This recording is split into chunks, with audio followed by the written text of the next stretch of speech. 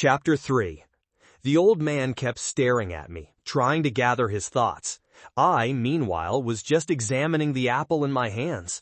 No, he hadn't offered me anything yet, and I wasn't rushing him. Though I was curious, what use could a dying old man be? But the apple. In my world, healers often relied solely on their magic. They'd try to pour in as much mana as possible and compare whose reserves were bigger. Yet many of them never understood that knowledge is essential. They refused to study biology and anatomy, ignoring crucial information about how the world actually works. And that, really, is what separates an archmagister from a mere magister or healer. That apple, and a couple of pears, saved me at least 2 days of restoring my internal organs. I ate them, got a dose of vitamins and nutrients, and with their help launched an accelerated regeneration process. Seems obvious, doesn't it? But no, very few healers take that into account, and I can't understand why. Sure, magic is great, but without knowledge, it's either useless or, at best, weak. And in this world, there are even doctors who heal without any magic at all, and no one's in a hurry to find out how they do it. Granted, those doctors mostly treat commoners, and not always successfully. This, though, was nice. My memory was starting to return much faster. Barely any time had passed, the old man had already begun to doze off, and I slipped into deep meditation. The nutrients were doing their job, but the memories of how pathetic the healers here are didn't exactly bring me joy. "They're coming," the old man hissed, making me quickly lie back down on my cot. Too soon. It's not time yet to reveal my condition. I didn't need any suspicion. The old man understood that well, which is why he gave me a heads up. Footsteps and annoyed voices of 2 acolytes echoed beyond the door. Then came the click of a lock, and 2 hulking brutes in robes stormed in. Unawakened. Weaklings, in short. Not here for me. Turned out this time they came for the old man. Not to drain his energy, but just to ask a few questions. Although the first thing one of them did was kick the old man hard in the chest, followed by a second blow to the legs from the other. "Well, scum, gonna be more talkative today?" sneered the first, delivering another blow to the old man's chest. The old man covered his head with his arms and stared silently into the bastard's eyes. That only amused them more, and a flurry of blows followed. I can say with full confidence, yesterday he would have broken them both, but today he was in bad shape. The curse had finally reached his center of power, and now he was in real trouble. "Talk, or you'll die. Though, let's be honest, you're dying either way," barked the second. "Where's the heir? He can't stay hiding forever." "If you don't give him up, he'll die right here, on this cot, in agony," added the other, attempting to kick the old man in the face. But the old man just lay there, watching them with a bored look, occasionally flinching from the blows. I could see it in his eyes. He wasn't afraid of death. What's strange is, I didn't see any fear or worry in him for the heir either. Could it be he doesn't care about his son? Or maybe his son is already grown and stronger than his father? They beat him for about 20 minutes, demanding information about the heir. He stayed silent, and the idiots in robes kept shouting, which started to seriously annoy me. All right, enough of this circus. Can't concentrate with all this noise. And I still haven't finished the apple, which is delicious. "Are you guys done yet? I don't get how you're not bored of this." I spoke in a deliberately weak voice. But they heard me, because the beating stopped immediately. "Vasyan, did I just hear that trash say something?" muttered the more enthusiastic of the 2. "Hey, know your place, battery," he snapped at me. Battery? That word sounded familiar. Excellent, my brain was recovering faster now. "Mind if I teach him some manners?" replied the second, stepping toward me menacingly. And me? I just lay there. Apparently not skilled with his hands, he decided to kick me instead. But he's unawakened, which means his strikes are meaningless to me. Out of politeness, I made a face like I was in pain. Yesterday, they might have been able to injure me, but I'd been working on spinning up my magical core, and now I could already manipulate some magical processes. I could even kill them if I wanted, but that would be boring, so I kept making pained faces. Why? So he'd keep hitting me. If he realized I didn't care, he'd get suspicious. Meanwhile, I kept restoring my strength.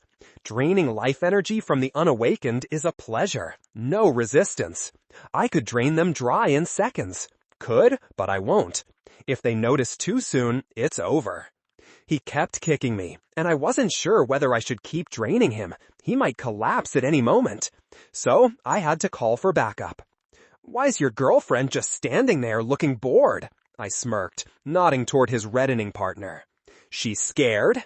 "Damn you," growled the second one, and right on the run, tried to break all my ribs. No, that's boring too. Now they're both trying to beat my whole body, while I'm just selectively reinforcing my skin and bones. I have almost no muscles, and that's bad. Muscles are the best defense against strong blows. In the old world, I could build muscle density so high that swords would break against them. Luckily, these fools will never grow strong enough for heavy hits. Out of boredom, I decided to teach them a little lesson. At the next touches, I triggered a process of bone destruction inside their bodies. Now calcium will dissolve in their legs and enter their bloodstream. Yeah, you don't live long like that. First the leg softens, then calcium starts depositing throughout the body. Then cramps aren't far off. "You healers are all pathetic," hissed one of them, delivering another strong blow to my ribs. "Asked for it himself. Take this diarrhea." I wanted them to leave quickly, but had to wait until they got tired. So I just lay there for about 15 minutes. Even pretended to lose consciousness. And as soon as they left and closed the door, I immediately opened my eyes and pulled an apple from behind my back. By the way, they're clearly upset with the leadership. From what I gathered, all the higher ranks in this order are healers, or similar to us. But these two are not. Crunch. "You shouldn't have interfered," croaked the old man. "They're weaklings. Their blows don't matter to me anymore." Same for me. I sat on my bunk and started crunching the apple. Am I really that hungry, or is it just tasty? Probably the first. I can feel a terrible shortage of apples in my system, and in general, anything edible, and most importantly, tasty. But about you, I doubt it. I shook my head, quickly scanning his body. What surprised me was what I heard from the thugs. It turns out this old man is only 45 years old, and you wouldn't say it by looking. I'd have guessed at least 100, or maybe even 500. But here, people don't live that long. "But you're a healer." The young old man looked at me suspiciously. "So what? Healers are much tougher than any other mage." I shrugged. I don't even have a bruise left, while the old man almost crumbled right on his bunk. He looked at me suspiciously again, and I just kept gnawing the apple. Then I went into meditation to absorb all the goodness from what I eaten as quickly as possible. "You're definitely not from our world." The old man shook his head as soon as I opened my eyes. "Here, the gift of a healer is the weakest, the lowest." I almost choked on the apple at that statement. What nonsense! Healers are the weakest? In my world, you could easily become the main royal jester just by repeating that phrase at every reception. My cellmate recovered a bit and finally started talking. My memory was recovering, but there were still plenty of gaps. Luckily, the old man knew a lot about this world and didn't hesitate to tell me in detail. I just asked guiding questions and listened carefully. Indeed, healers in this world are hopeless. They can't do anything, know nothing, and do their jobs terribly. Those who actually can do something, as he said, are very few, and that's simply incredible. So with such a gift here, you can't even dream about wealth or fame. And most importantly, healers here don't know how to cause harm. They're helpless, weak, and apparently stupid. What's so hard about quickly filling channels with energy and strengthening a group of muscles for a couple of seconds? That's easy. I learned that even before the academy. But you can hit so hard it'll hurt badly, and it takes almost no energy. The energy returns right after the hit, doesn't leave the body. And there are thousands of such little things. A healer can do anything with their own or others' bodies. With one caveat. A healer from my world, because here they can't do a damn thing. Why are you so sure they won't find your heir? I asked, recalling the old man's face while they were interrogating him. Ha ha ha, he suddenly smirked. You can search a dead man all you want, you won't find him. He's that sure? I've found people when I needed to. Yes, it can be tricky, but nothing impossible. Well, if he's that sure, I don't want to argue. The old man has only one relative left, his daughter. They won't touch her, but after his death, they'll forcibly marry her off and take his line for themselves. At least, the laws more or less overlook that moment. This needs closer study, but I'm too lazy to dive into such boring topics now. So, after listening to everything I needed, I fell into deep meditation. I only ask the old man to throw something at me if he hears footsteps outside the door. Otherwise, they'll think I'm dead. Or maybe it will be easier to leave this poorhouse that way? No, better I kill them all here. The old man, quickly tired of talking, just fell asleep. But his sleep is light, so I think he won't let me down. How could this happen? Why? A gray-haired, stout man with a long beard paced back and forth in the dark room, wearing a dirty white robe. All on the same day? Yes, Master Abbot, bowed the novice respectfully. First Brother Theodosios, then those two? The man still looked puzzled. But how? Accident and carelessness. The man in the black cloak shrugged and bowed again. Indeed, strange things were happening that day in the monastery catacombs. There were accidents before, and not always the servants could handle the curses. But 3 deaths in one day was unusual. Maybe we're cursed, the abbot wondered aloud and left his cramped room. He wandered long corridors but found no curse. On the contrary, the aura around the temple seemed cleaner. So he returned to his cell and found the same novice waiting silently in the corner. How did they die? Tell me everything in detail, the abbot barked, wearily sinking into his chair. Walking corridors and stairs is hard work. Theodosios took on the curse and died within an hour. His heart stopped from the pain. And the client, was he saved? The abbot interrupted, but the novice just shook his head. Damn, we took a deposit, didn't we? Yes, master, of course. After the abbot nodded, the novice continued. Brother Vasily fell down the stairs, hit his head, and died instantly. And here he stopped, as if choosing words. What about you, Staffy? Well, the abbot snapped, curse too, or one of the prisoners? He drowned in the cesspit, choked, his stomach hurt, he went to the bathroom, got seized by a cramp, and fell into the hole. They didn't manage to pull him out.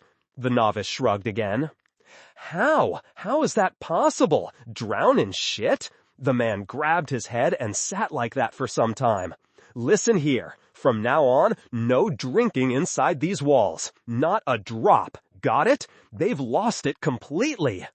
It will be done, Abbot. The novice bowed and left the room, leaving the poor man alone with his thoughts. A faint squeak sounded, and a cunning snout poked out of a hole. There was always something to scavenge in this cell. People here usually lay dried out, so the rat had grown to incredible size. It wasn't afraid even of cats, and could scare a dog. So it roamed the cells freely, as if in its own estate. All because no one could stop it. There were many prisoners, and most just lay in their beds, unable to move. The rat took advantage of that. Bit a piece off one, then another. So its belly was always full. This time it found a cell with only 2 inmates. One was old and tasteless and still awake. The other was younger. And although he had little meat, you could bite off a nose or ear. Especially since he lay unconscious, his glassy eyes staring lifelessly at the ceiling. Pee! No sooner had she climbed onto the bunk than a hand grabbed her neck with a death grip. Well, what did you expect? Wanted to eat me? The guy smirked, the same one who a second ago looked dead. Sorry, next time I'd just chase you off, but right now I need energy. After his words, the poor girl literally felt her strength rapidly draining. Her skin began to peel, and the fat reserves dried up, along with her body, which in a matter of seconds turned into a mummy. That's animal energy, the old man said in surprise, suddenly waking up and watching closely. So what? The difference is minimal. The noticeably refreshed guy waved his hand and tossed the rat under his bunk. When there's no fish, even a rat is fish. He shrugged and fell back into a coma, or rather, resumed his meditation. Actually, I slept pretty well, by the way. Deep meditation works wonders. In just a few hours, I rested perfectly, healed many wounds, and refreshed my memory a bit. I even managed to dry the rat, but that was just instead of a snack. The first thing I saw was the old man's gaze. He still wanted to offer me something, but couldn't make up his mind. Too bad. After the interrogation, the curse began consuming him even faster, and soon he'd die. Now I think he has about a day left. Honestly, it's frustrating. Before, I could scan a sick person with a glance and say exactly when they die, down to the minute. But here, I can't even guess how many hours remain. Your name was Mikhail Mironov, he suddenly spoke up. Thanks for that, I didn't know the guy's name. Strange that such a memory didn't stick in my head. Although, if someone had called me by name, I probably would have remembered. Thanks, I sincerely thanked him. Am I at least an aristocrat? If I turn out a commoner, it'll be a bit harder, but not critical. I can still fight my way up. Aristocrat, but lower rank. And you're an orphan, without family or titles. You were kidnapped off the street because no one would care or look for you, he rasped. Old man, where exactly are you going with this? Aristocrat is already good. That's something to work with, I shrugged. Thanks, now I at least know I have no relatives. That's good too. Dealing with relatives would be complicated and tedious, and impossible to get rid of. After my words, he broke into a harsh cough, blood running from his mouth. And I was saying his lungs were a mess. If you wanted to offer me something, better do it quickly. I decided to hurry him along. Otherwise he'll die and my curiosity will torture me. And anyway, I'll have to return his soul to question him. I won't calm down otherwise. Yeah, he nodded, wiping blood with his sleeve. I want to offer you a deal. In your world there were deals, right? If you mean magical ones, of course there were. Oaths, promises, depends on the punishment for breaking them. I scratched my head thoughtfully. For such a deal, no promise is needed, just a handshake. And if the deal is properly made, you feel it immediately. So, what can you offer me? My title and family. You will become a Bulatov, he answered firmly. Judging by his face, he was serious. That could significantly simplify my life here. One stroke would solve several problems and let me continue improving my skills. Maybe I could even revive the order? There are many healers here, though weak ones. There's another reason why his offer seemed tempting. Status. In my world, it was hard without it, and here it seems it's almost impossible.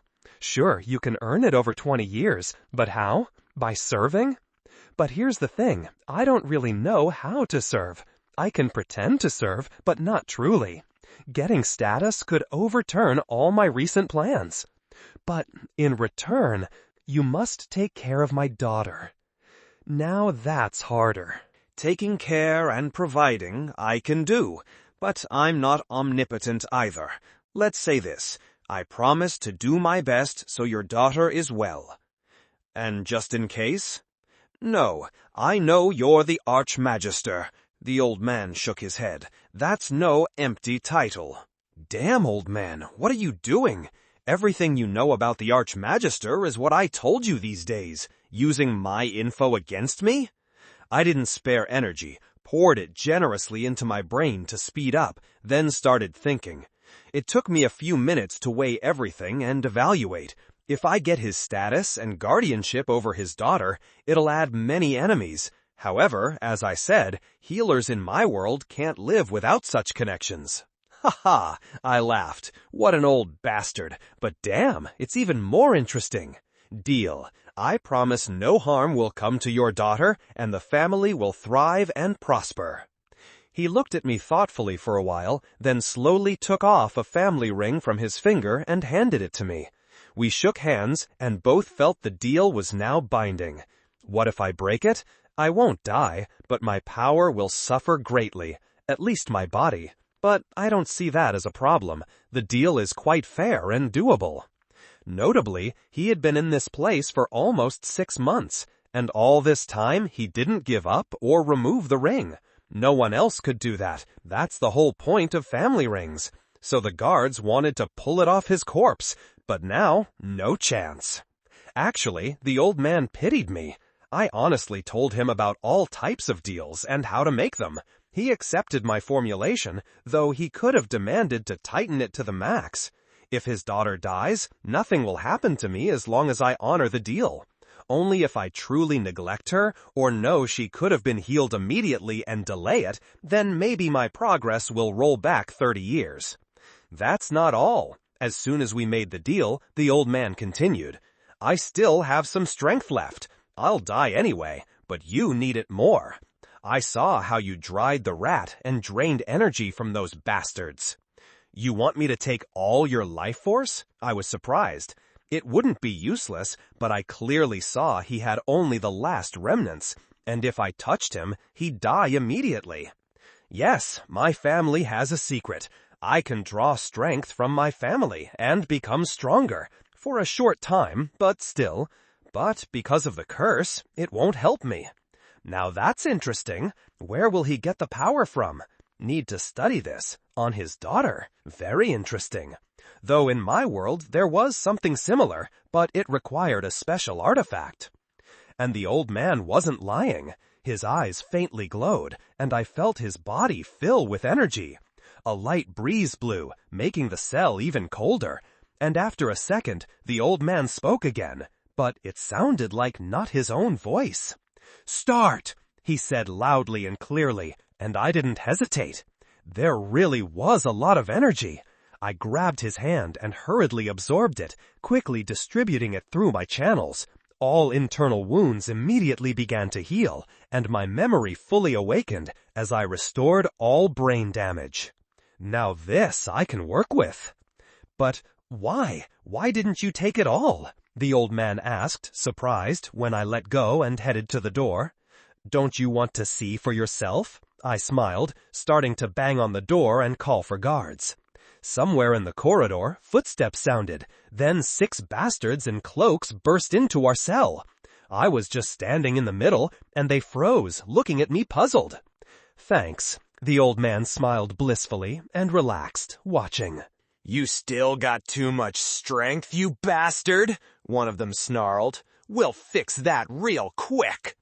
With that, he stepped forward and, pulling a club from behind his belt, tried to slam it down on my head. Only, it didn't work out for him. I never had problems with reflexes, and I could boost this body for a short time now. I have plenty of energy reserves now. Drawing energy used to take too long, and there were 6 of them here. So, dodging his wide swing, I just slapped his face with my palm and then jumped back. So what? Is that all you can do? His face turned into a bloody mess, but he was still alive. Now it's your turn. I smiled at the others with my signature grin from the old world, the one that used to make rulers wet their beds. The men recoiled, and their confidence faltered. Maybe some even regretted coming here, but it was already too late.